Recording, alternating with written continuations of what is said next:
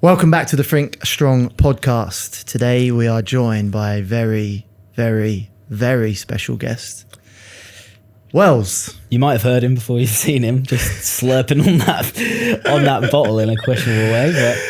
But you will see by his appearance that we are heavily in the festive season. This is Pod on the Piss, episode 1 of 2. Pod on the Piss, very nice name. Wells, who are you? What do you do? And why do you sound like that? I'll answer question number 1 first. My name's Wells. I am an American.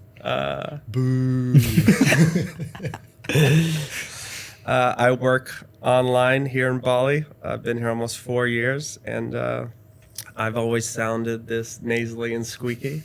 I'm a little congested right now, and actually people have gone out of their way to say, you actually sound more nasally than normal. And I've been like, thank you. I wasn't getting at the nasal, it was just the accent. Okay. You're breaking down barriers. You're setting records. So you work online. That's a very open-ended way to describe how you work. How many annual days of leave do you actually get a year? I get unlimited annual days. So I work in sales. So as long as I'm hitting my number, I can take as many days off as I want. And if I don't hit my number, they fire me. It's pretty cut and dry. I kind of like it. What do you sell? I sell an SEO software. I work for SEMrush. Plug SEMrush, hit me up. I help people rank on the first page of Google. So say for your podcast, if you someone looked up the number 1 shit podcast in Bali, you guys would want to rank at the top of the list. I can Thanks The for world's joining most us today, monotone guys. podcast. newly the most nasal podcast as well. So yeah, that's a little bit about about your job. Can I ask a question? Yeah, go for it. Why did you guys want me on this podcast? Well, you asked to come on the pod. That's why. You did. We didn't. We accepted your request. No, we did, weren't you? That's the answer? We're gonna get into that. Oh, very, I'm very jumping. shortly. I'm jumping. Okay. Stop trying to change the power All dynamic. right, fellas. Let's bring it back to fitness to begin with. Okay, something I know absolutely nothing about. Let's talk about hips. Okay. Firstly, Yep. now you are known as one of the stiffest men I've ever met, Senior Stiffy, yeah. and by that I mean your pelvis orientation, not what's in your pants. Yep. Tell us a little bit more about your hips. So I have hip impingement and hip arthritis. I tried to basically work on my mobility for a long time and open up my hips because it was one of the number 1 weaknesses holding me back in pretty much everything that's life. Like if I did a high rocks competition, I wouldn't do a single successful wall ball rep. They just fail me 100 That's all right. times You in a can row. get away with that anyway. It doesn't seem to matter, does it? I was listening to the other podcast and you're like, should they change the standards? I was like, fuck yeah, they should change the standards. I was like, fuck you guys, I can't do one. Get me in. I was like, Yeah. I'm on I the can other side. participate. You gotta change it, okay? I was like, me going to 80 degrees is way harder than you going to 40, okay? That is your full range of motion. Yeah. I'm But very stiff. only recently you found out. Really? So I had been doing mobility classes and doing yoga, and I kind of had the mindset that I can change it myself. And then I finally saw a physiotherapist, and within 2 seconds of him pushing my hip, he was like, it's bouncing off a bone.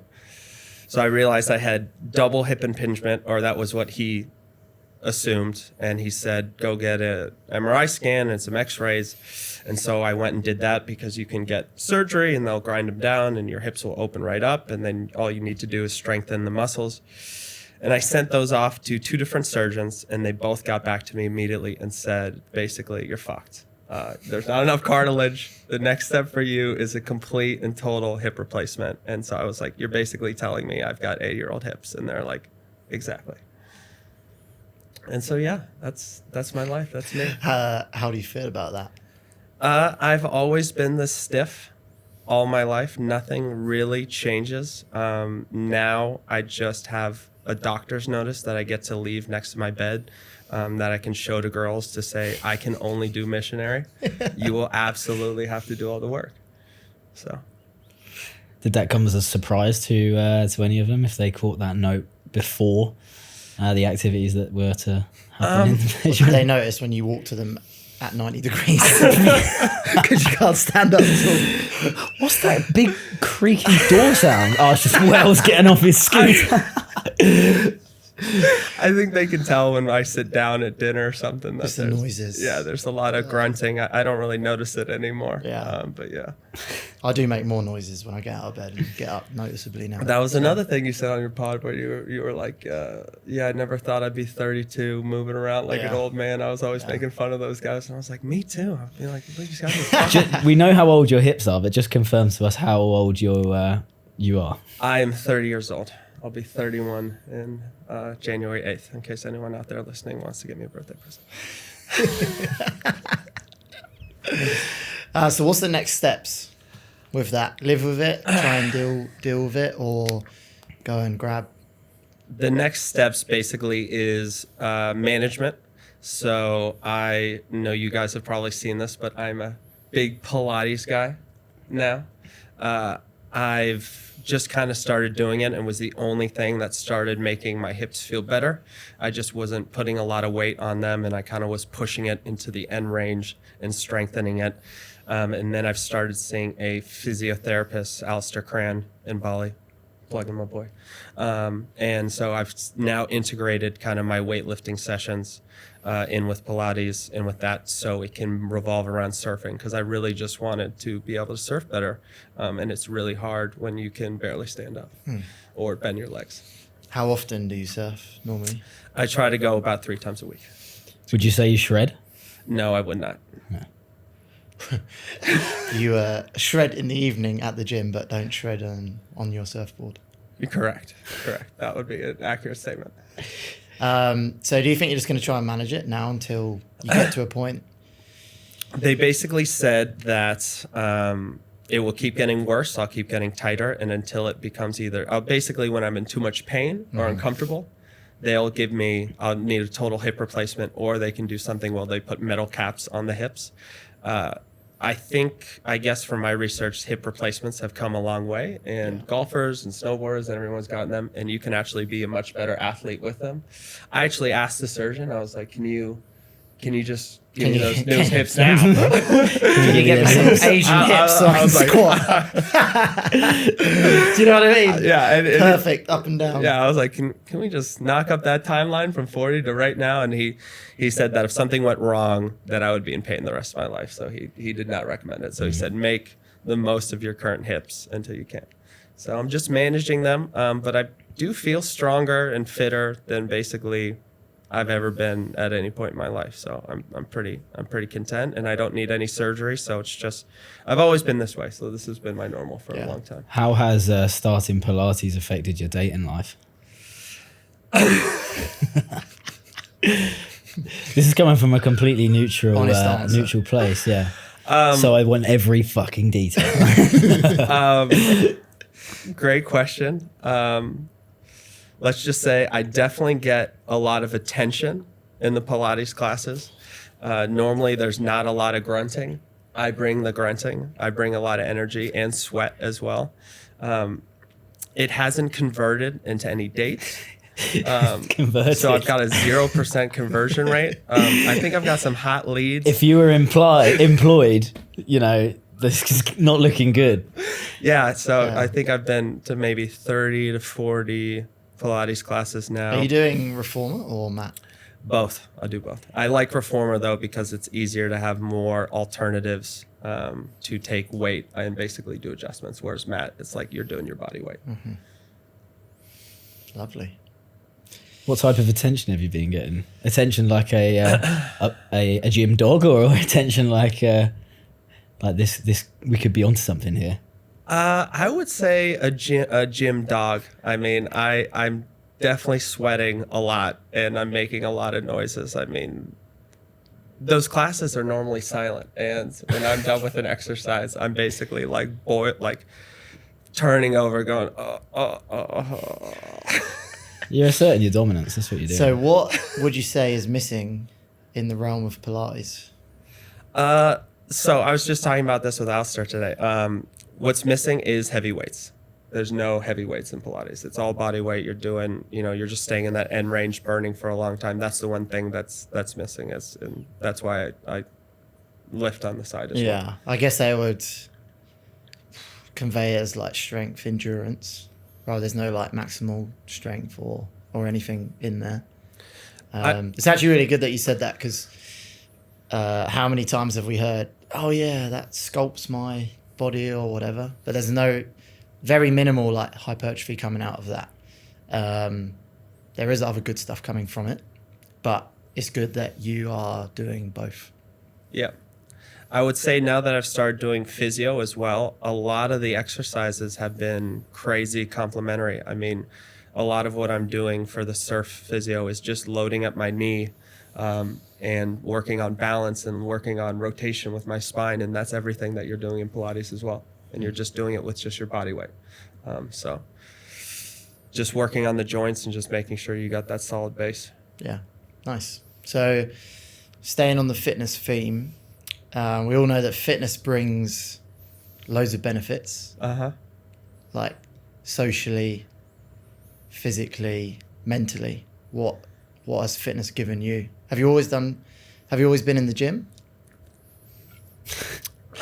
I will sip my beer before I answer this question. Well, Just to set the tone. He asked like 3 different questions. No, I appreciate the care you're taking to Yeah. I mean, you guys find an answer. I really prep for This this. podcast has depth. I really prep for this podcast, guys. All you listeners out there. I have an extra shirt in my bag in case they didn't like this one. I listened to a couple of their old podcasts. What would you say to the people that would want you to change your shirt live on air? So. I'm not going to do it. I do what I want. But if they ask me, I'd do it because they're my friends. And then my back, you can't see this, but it's drenched in sweat for sure. I just don't want to move because it'll be glued to the couch. No one can tell the difference between the couch and you, so that's fine. So I kind of I feel like my fitness journey has been kind of weird. Like, I wouldn't say it's very normal. I did football in high school and Clarification. Sorry. Greatness football, NFL, the better football, The American football. Gridiron. Yeah. Throwing around the pigskin with boys. Pumping weights, listen to Creed. Real American stuff.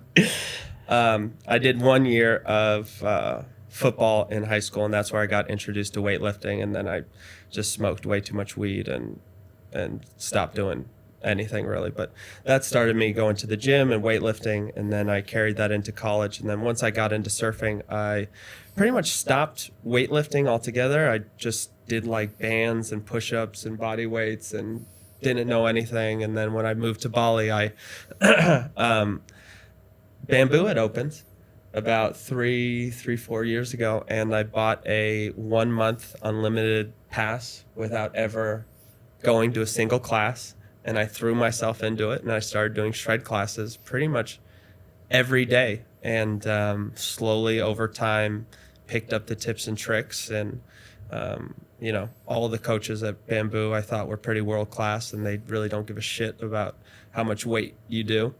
They just care about how you're moving. So I've got my whole fitness base from hanging around the gym, eavesdropping on you guys. I mean, seeing you guys in the cafe, all the things that you guys are talking about. I mean, you could just basically pick up a wealth of knowledge. It's very kind of you.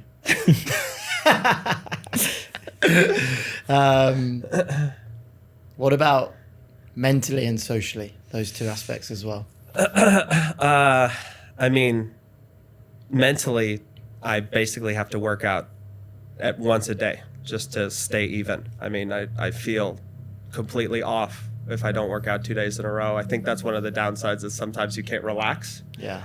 when you don't work out. What do you think like the main benefits that you get from training, other than like the feeling of you doing something in that day and achieving it? In terms of mentally? Yeah. I'd say it's that. I'd say it's getting something hard out of the way. It's the suffering.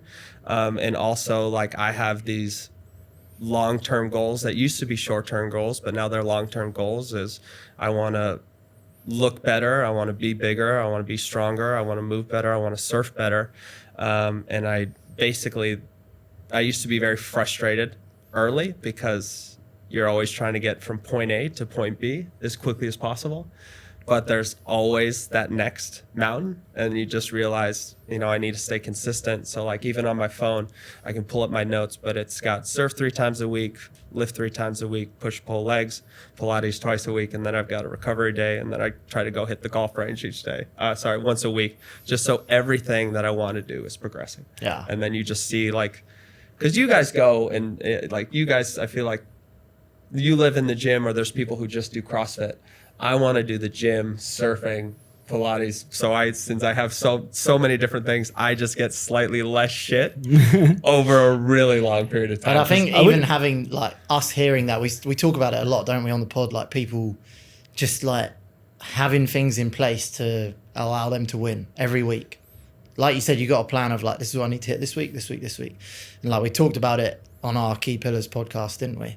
It's not out yet, but just about people having stuff like that was good, wasn't it? Like a pod plug for the future. Pod plug, yeah. I actually thought that was terrible. You're like, on the podcast, no one's listened to because we haven't released it. I did a great job right there. You took the voice. But you plugged it for us there as well. Yeah. By the way, we need to take a quick break. You guys have done such a shit job at plugging this podcast. Such a shit job. I went on Spotify, 5 likes. There was 4 likes. There was 3 likes. I gave the 4th, and then I plugged it on my Instagram today, give it 5. I'm looking at all the cameras. They told me not to do this. Got all the people in Bamboo. You need to go follow these guys on Spotify. You need to listen to a podcast for 20 minutes, and you need to give them a 5-star review. Or you can listen for the whole hour. You can listen for the whole hour. Thanks for plugging 20 minutes, you prick. A real loyal fan that will follow us anywhere. Yeah. I mean, you single-handedly probably prevent 10 people from breaking their necks a day. You should have more than 5-star reviews. We're getting there. We're in the infancy. We're a grower, not a shower. Yeah. And you can't argue with the setup, the force we've got behind the series 2 of this podcast. You probably haven't even been experienced the series 1, but it was a completely different experience. And although there was some good chat on there was slightly limited videography and and lighting skills. So, yeah, iPhone 13 Pro rings a bell. Yeah. Not quite the setup we've got now. So hopefully, with your help, Wells, we're going to be once more into the breach. I'm really looking forward to becoming a weekly guest on this show, and I definitely 100% accept. We need to talk about my contract terms, but yeah, we'll get our lawyers to talk. We can set it up. Depends if you're on holiday or not, because we know it's a very bad factor about your lifestyle. Yeah, we'll operate it on a conversion basis. So I've got a great conversion rates, just not Pilates. Yeah, we do have a bit of a running joke. Whenever I see Wells, I say, are you working to have a break from your holiday schedule, as you seem to be killing the planet with all your air miles every year? You might clean up the beach in Bali, but you've... But you make Greta Thunberg pull her hair out every single week. Bigger carbon footprint than anyone we know. Definitely guilty of that. With my job, I can work anywhere, and I definitely take advantage. But yeah, it kills Mako when I'm on vacation and I'm posting if anyone has any tips about Japan, and he's like, "You're planning your next vacation on vacation? This fucking bullshit." Or I'll just reply, "Not working again," every time. And so then it actually got in my head. I started posting me working in airports, and at 2 a.m, I was like this. Everyone thinks it's all fun and no play. It's work. It was gonna hit me. Got in my head. Shuts laptop and continues to do it. He got in my head completely, and I was like, "Fuck these guys. I do work. I work real hard." Oh, fuck. So good. It's SEMrush. I definitely work hard. Work hard for you guys. I'm not slacking off. They're not going to be listening, mate. You don't have to worry. P45 is in the post. We might have to translate what a P45 is. I don't know what you guys are It's to notify you if your employment has ended. Oh, okay. Yeah. But my beer has ended. Can I send you a P45 for that? Yeah, let's get some more beers out. Nice transition. I know that you like a little bit of time to think about your answer, so while I'm getting the beers, Fill the space. what 2 questions, because I know you like more than one at once. Why did you move to Bali? And second question, what's your overarching thoughts about the majority of people that live here? Now, I know that Canggu, Uluwatu, all these different areas attract different people, but about the area that you live in, what do you think? Why do you think people are here? And that will kind of intertwine with why you're here, maybe. Okay. Both big questions. Huge questions. There's a lot riding on this. So, sorry, I'm going to try not burp into the mic. Just do it, mate. It's the Christmas and now special. my arm's cramping up. Okay. Perfect. Now I'll give this to you. Oh, no, That's he for you. wants that. You've got to finish your first one, though. I know. Okay, relax. You double parts. Okay, Typical fellas. American. Yeah, it works for the NHS as well. He's nursing that. Could you pass that along, Yeah, please? of course. Thank you. Thanks, mate. It's not even that cold. Thank you. So, at my last job, I was working remotely in Costa Rica. So, I guess it's okay if I ramble for a bit. Yeah, go for it. So, when COVID happened, I secretly moved to Mexico. I didn't tell my work. I bought an extra laptop. Not anymore. So on the internet. The secret's out, buddy. This is an old job. This is an old job. I secretly moved to Mexico, and they figured it out because they figured out where my emails were opening up from, because you can just see that. And they were like, "Are you in Mexico?" Good plan. And I was like, "Yeah, I've been here for like 3 months." And they were like, "Really?" And I was like, "Yeah, I didn't tell you guys." It's like a 30-person company. Like, people tell each other what they had for lunch. Anyways, I'm in sales. Sales were up. They couldn't say shit. They let me stay there. I stayed in Mexico for a year. I moved to Costa Rica. I saved up a bunch of money. I quit my job, went traveling. I wanted to travel with my parents because they were getting old. And so I did a month in Africa with my dad and did Mount Kilimanjaro. And I basically was going to all these different spots to surf. I know you can't surf in Africa. And then me and my mom came to Bali. She joined me for the first 2 weeks. And I did 5 days here, 4 days in Ubud, like 5 days in Canggu. I realized that Uluwatu it just was definitely 100% my vibe. I'd been a lot of different places, and it just was surfers, small beach town. I like places that have less options. I feel like I don't want as many options as a city. I find it extremely overwhelming. I just want to make less decisions every single day. And so I was supposed to go to Portugal after 3 months here, and I just canceled my flight and ended up finding a job for SEMrush on LinkedIn. I got super lucky. I think they were looking for an Indonesian that they could pay to work the Australian market and pay them less. And I was like, I'll take that job. And I've been here for 3.5, almost 4 years now. I still really love it. To speak about the people here, I'd say it's pretty relaxed here. It's pretty chill vibes. It's starting to change a lot since there's so much overdevelopment. But Bali definitely feels like, and I don't know if you guys feel this way, but I kind of feel like a tourist in my own town. Like, all the locals only make up, it feels like, less than 5% of the population. So none of the businesses cater to us. So as soon as I find a spot that I really like, word will get out. It's super packed. So I basically have to it's almost like surfers. Like, you have to keep really cool spots down low, or almost leave them 1-star reviews so they don't get popular. I don't do that, but I've thought about it.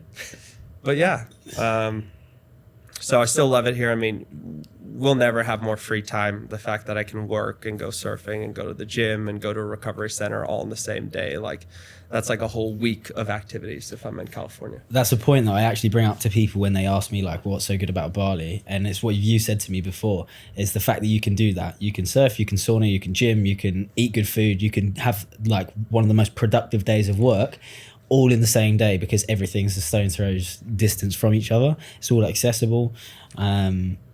What city in the world are you doing that? You simply wouldn't be able to get to those locations within the same 24-hour period, let alone do them all. And everything's 5-10 minutes from us, Yeah, It's literally. easy. I one of our friends was here, Jack, recently, and Scared to come on the pod. he was a bit scared to come on the pod. Camera I was a shy. bit scared. He's a great fan of the pod, but he was here like a few months ago. Then he was here a couple of months ago with me, and like in one day, he was. I'd been to like 7 different places in Had about 19 3 coffees. hours. I was knackered. I had about 20 coffees. I was climbing up the walls. And if anyone knows Jack, he doesn't need any coffees to keep him going. But like you said, we trained. I'd worked. Nice inside joke there. I'd worked. We did sauna, steam, whatever it was, coffee shop, lunch, trained again. It's like, if you did that anywhere else, if you tried to do that in England, you'd spend like 200 quid in a day, easily. What's funny though is when you need to go to a doctor's appointment or something, that shit takes all day. Like when I need to drive into Denpasar or Kuta, like the whole day is tanked. The whole day is done. You know, as soon as I drive out of Uluwatu. Yeah, so in here, in the little hub, you're fine. But as soon as you want to drive 30 minutes, that's an hour and a half later. That's what I was doing when I was in New Zealand and Australia. I was like, oh, there's this shop here, there's this shop here. I'll go in here. It's not because it doesn't have it in Bali. It's because it doesn't have it within 5 minutes of my house in Bali. So I'm treating it as if it's like a completely different location. Yeah, I think we spoke about it before, but it's like literally the most efficient lifestyle ever. As in, I don't know if you do your own like cleaning or washing here. I'm not sure about your. Look at this guy. I haven't cooked in months. I get my laundry picked up. Yeah. You know what I mean? How much time do you save to be? That's what it is. To be efficient, like with your work as well. And you have to put a dollar value on your time as well. And like the labor costs are so low here that you can easily just pay for someone else to do things and get all that time back and use your time to either build your business or make more money or go train and do the things that you want to do, which is great. Said like a true colonizer. As it was coming out of my mouth, I was like, I don't know if this sounds as good All as these it was in people my here, head. we can just get them to work for us. I was trying not to laugh as it was coming out of his mouth. Do I get like a mulligan or I looked something? at when him, you guys can and cut I looked something at out? him. Yeah. I looked at him and I knew straight away what he was going to say. I'll just fucking pay for someone else to do it. Don't worry about that. That's a clip. That is a clip. We can edit that out. We can edit that Think out about for something sure. to talk about so We you can- can redeem yourself. We can now. edit that out for Yeah, sure. let's go straight on the LinkedIn world. That's the only clip coming out of this Say podcast. goodbye to your next remote sales job you're trying to claim. Under the preface that you are Not an only did you Indonesian. take Look, one of their jobs. I'm supporting local businesses, okay? I'm not going to have this turned around on me. I'm supporting local businesses.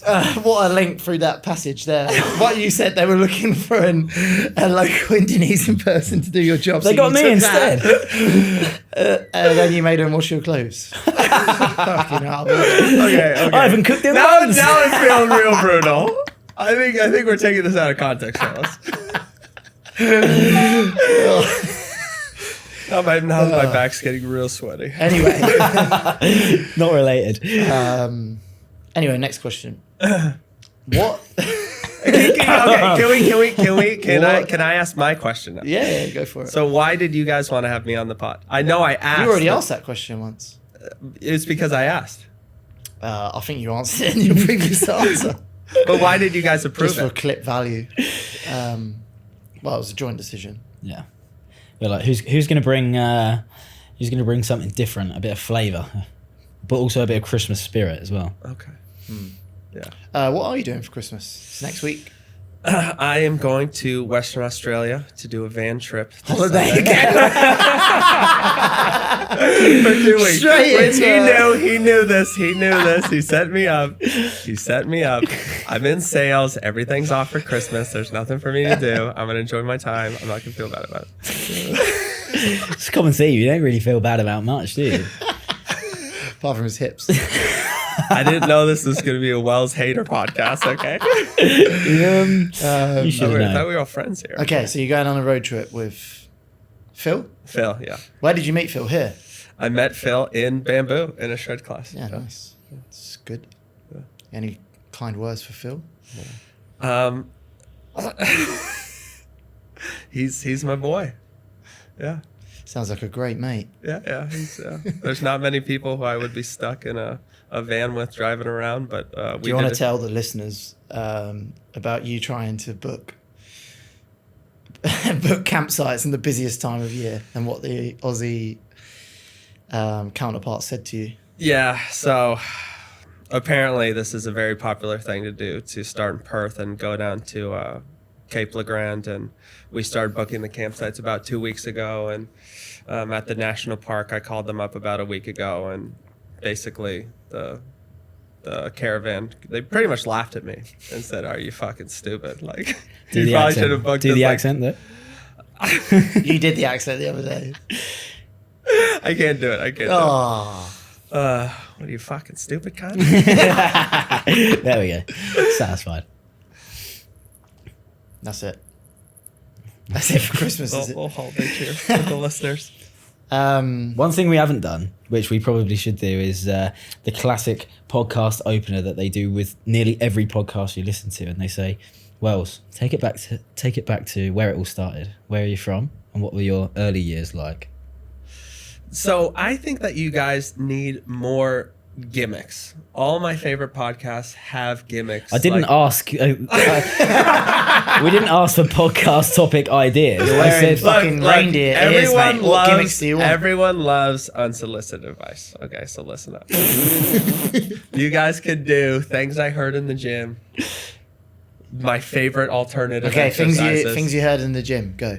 I don't work. I put headphones on. I don't talk to anyone. I'm locked in. You see me in the gym. I don't fuck around. Look at me. I'm a high performance athlete.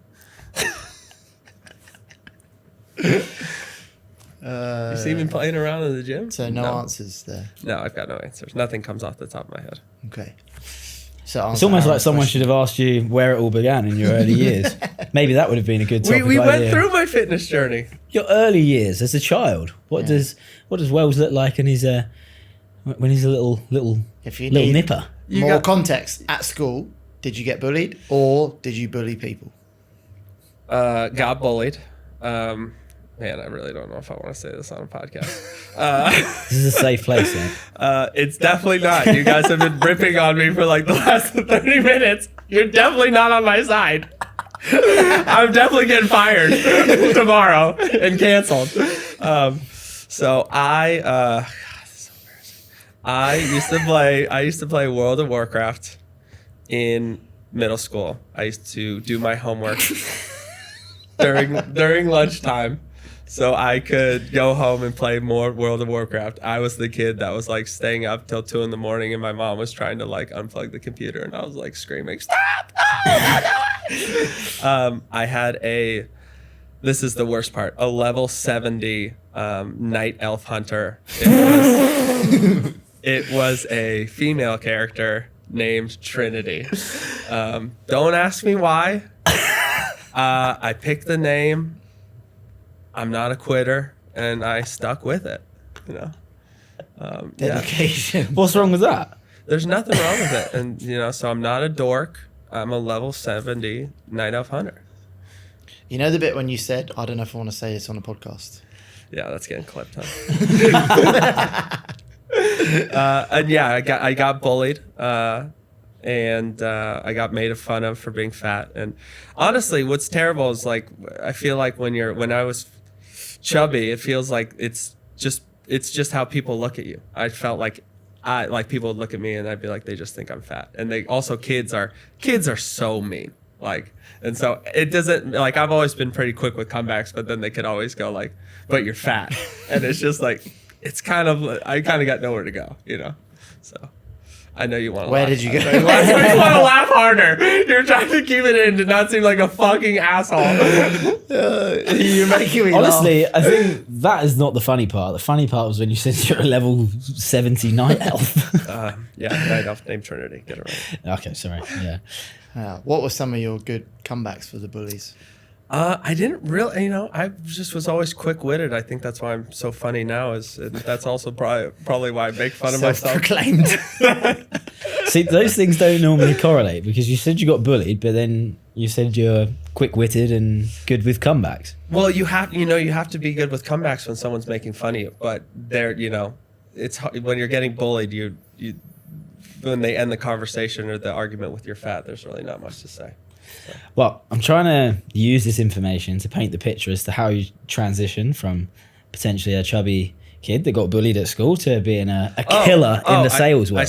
I started running over 8th grade into high school. I wanted to basically redo myself, and I started running and working out with my friend Michael. And by 9th grade, I had fallen in love with him. I had finally kissed a girl and was no longer playing World of Warcraft and was in much better shape. On that point of kissing a girl. Yep. How's your dating life, Wells? You guys are just dropping bombs on this podcast. I mean, I think I'm starting to sweat. I think I'm starting to sweat from the top.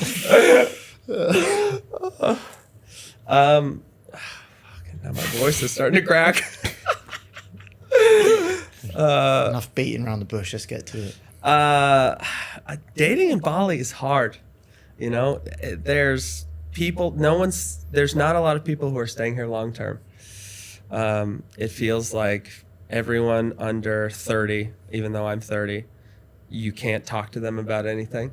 A lot of people move here with a ton of baggage, and they think just because they live in a more beautiful place that nothing has really changed. They think that because they've moved that they're going to have this new life and be this new person, but all their shit is going to follow them. And so, yeah, it's trying to find someone who's in the same, who's the same flexibility as me and who could possibly move somewhere else. Impossible.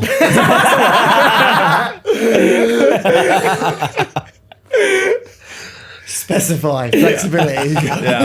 Yeah. So before we wrap things up for today's pod, is there any questions you would like to ask Aaron or myself? I've listened to 3 of the podcasts now. How did this podcast come about? Well, if you'd listened to the first ones, you'd know. Yeah, I didn't. As you want to answer. Basically, me and Macca became friends through just like fitness competitions and mutual friends. And yeah, we got talking about kind of plans for the future, where we were heading. Macca said that he got permanent residency for Oz waiting for him, but was in no massive rush to get there. So he was thinking about Bali kind of in the interim. I was in a position where I was thinking about either moving to London or moving abroad to work online, because I built my business to a point where I could do that. And I wanted to be in an environment where it was a bit more, there was more people surrounding me doing a similar thing. And I'd heard of Bali, didn't know much about it, and basically just said yes. I was like, yeah, I'll come. Well, obviously the offer was there. I didn't just say I will come when he said that we're going to Bali. But yeah, we kind of got that loose plan, and then we thought, why don't we start waffling on a podcast in the year, basically, before or as we prepare to go away to Bali. And kind of had some shared values with coaching, similar background with sport, work, transitioning to coaching as well. So plenty of things that we could yap on about. And just capitalised on that, and had a short hiatus after being here for a while to get settled in, and hence season 2 is back with a vengeance. Yeah, and I think in like the fitness industry, there's a lot of like misinformation or people trying to make things more complicated than it should be. And probably from your view as like someone that doesn't work in the fitness industry, it can be very confusing, like looking in from the outside. So 100%. Like he said, we share very similar values and principles. And then you can have methods within that, but if you have the like good values and good principles, then you can do whatever method you want that fits inside like those two things. So just try and bring some like clarity to people on that as well. That was what I was kind of born out of. But yeah, what do you think from the outsider of the fitness industry. It's Wells' question time. I actually want to ask more follow-up questions. Yeah, go for it. I don't want you to. You got two more. Is it hard working in a space, especially in Bali, that feels so incredibly saturated? I mean, for those people who don't live in Bali, two of the most generic sentences that you could say is, I am a coach and I'm building a villa. I mean, those are probably like every other sentence that comes out of someone's mouth here. Yeah. Question for me. Yeah. So like, is it hard working in the space with it being so saturated, trying to differentiate yourself or make an impact? For me, it's slightly different because I work at a stable like place, like as obviously online, but as has more of a niche. Mine is more general. I cover obviously a lot within what I'm coaching day to day, but I'm kind of moving into that like coaching coaches space. Okay. So that's like more going to be my niche as I grow, whereas as is more like CrossFit based. So more like multi-level coaching marketing, not a pyramid scheme. Not a pyramid scheme. Okay. Yeah. Just want to get that on the record. Yeah. When a coach coaches how to coach. Coach coaches how to coach coaches. Yeah. Perfect. Yeah. You need a couple more layers. But no. That's good. Actual coaching. And like you mentioned previously in the podcast, we're really good, so that helps as well. And you, because I know your business is different. You have actual clients. Yeah, so I've kind of got two parts to the answer. I didn't mean to breeze over that. Instead of people like you who come to the class. Well, yeah, he's got a point there. No, two parts to that. So for the podcast, it's actually hilarious because that's what gives us so many topics to cover and allows us to like pull from problems and things that we see with being here, because we can have confidence in the fact that we're not shit houses. So for American translation is like maybe a grifter, I think is the translation. You don't know what that is either? No. Oh, you are 30 now. That's like someone who is potentially just like selling the dream, pretending that they are like a professional when they're not. Yeah. Which was a big thing for a while in every space, was just like come off as rich, famous, successful, do what anything I do, online. And you can be like me. Exactly. Anything online is so easy to sell that dream of that's what you do and then do this to be like me. But because we have a pretty in-depth knowledge of what we do, we can talk to each other and call stuff out or make topics of it and have funny conversations about what we see. And we make an effort like with this podcast to be quite genuine from like our roots as well. Like we're not, although we do sit at a desk normally, we're not trying to make it like the most professional thing in the world where it's like you're just listing off like the most up-to-date research, and that's pretty much it. It feels like authenticity is coming back. It feels like people can sniff out the bullshit in these overdeveloped produced videos, and people want authentic videos again of people who are going through real struggles and can offer real advice, not just do what I do. Yeah, I think it's really important, like you said, and like you tried to dig on me with the coaching coaches. Like the thing that I'm building at the minute is like an in-person 4-week course. Like you can't hide in that situation. It's not like you're selling someone a course on what you do to be better at coaching. Like anyone could make that up and sell you the dream. I've been through mentorships like that before. It's just a complete waste of money.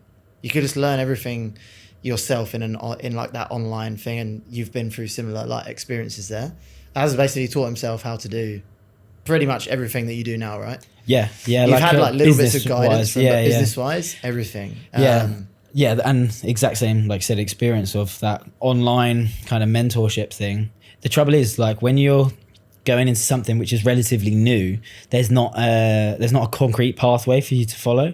So you have to give time to certain things, and you have to take the value from what you can, but there is no like online course or anything which you would say is like 100% you're going to take all of that value. Like you're going to take all of the information from that and utilize it. So this is a good transition then. Do you guys feel like people's sales resistance, as we call it where I work, is so high? You're a sales guy. That it's really hard to trust someone? Do you guys feel that now, that it's very hard to win over someone's trust in today's environment, to get them to buy into your program and to trust you and what you're saying and to learn? And do you guys feel the same thing listening to other people? Yes and no. Like in the online space, it's a lot more difficult because it's really, really saturated. But if you look at like what Az has done, he's posted consistently since the day we got to Bali, and even before that, he was doing it. But you'll see like the level of like growth he's had in terms of like the content that he's putting out and stuff like that. And like you said, that like authenticity is there to see. It's every single day. Do you know what I mean? You have a super consistent He's tone of voice. he's not like monotone, some say. He's not like standing at the side of a Lamborghini in Dubai saying buy my coaching product. Like he's like in the gym. It's all real time, showing people like actual results from people and stuff like that. So in that aspect, no, because he can stand out because it's like the proof is in the pudding. But like, yeah, if someone's like just clicking through, they're like, oh, it's another CrossFit coach or whatever. Do you know what I mean? But if someone's there and they stay for like a few days, then they know that it's real. Well, I had the fitness algorithm going on my phone for a little bit, and I thought it was the most unhealthy thing ever. People talking about, this is what I eat in a day, this is what I train in a day. I was like, this is fucking impossible. There's no way I can do this. That's what I was like getting at. I was saying like from the outside, it can be, and that's why we made this, to try and speak to real people and get their stories. And this is another thing that builds trust as well, because people realize you know what you're talking about. You're a real person that's had experiences. If you're talking about other things, there's just, and it's more exposure as well, you know, an hour every week.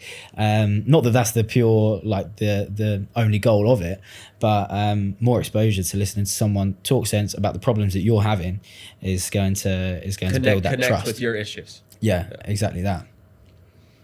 Beautiful. And that's why you guys had me on, because I'm an average Joe. I speak for the people. You just said you were an athlete earlier. Now you're high performance average Joe. You could say that you're the epitome of the modern day hybrid athlete. I think that might be the nicest compliment I've ever gotten. You do Pilates. You surf, Pilates. Unconventionally, strength train, of course. Classes. Used to do paddle. Retired. No, we don't care about that. Drinks beers. No, yeah. Goes on dates. Sometimes. Anything? World traveller. World traveler. Doesn't work much. Doesn't work much. You are the epitome of a hybrid athlete. Snaps necks, cashes checks. Anyway, I think we need to wrap up. You guys are in a treat for the next guest here. It's been a pleasure to have you on. Do you have any closing thoughts before we wrap this up? I'm just gonna plug your guys' own podcast again, because you guys are literally, it's crazy. It's just so shit at marketing this podcast. It's fucking insane. Everyone. Can you get us to the top of Google? Everyone, potentially, for the most shit podcast. That's not very good. That's not very good sales work. Potentially. Yeah. If we were employing you, we'd fire you right now. Go to Spotify. Support these guys. Follow, listen to a podcast for the whole podcast, not just 15 minutes. Give them 5 stars. Help someone else today. Appreciate it, Wells. Thanks for coming on. Thanks for coming on. Cheers, boys. Pleasure having you. Thanks for listening, everyone. We'll see you in the next pod. Peace. Peace.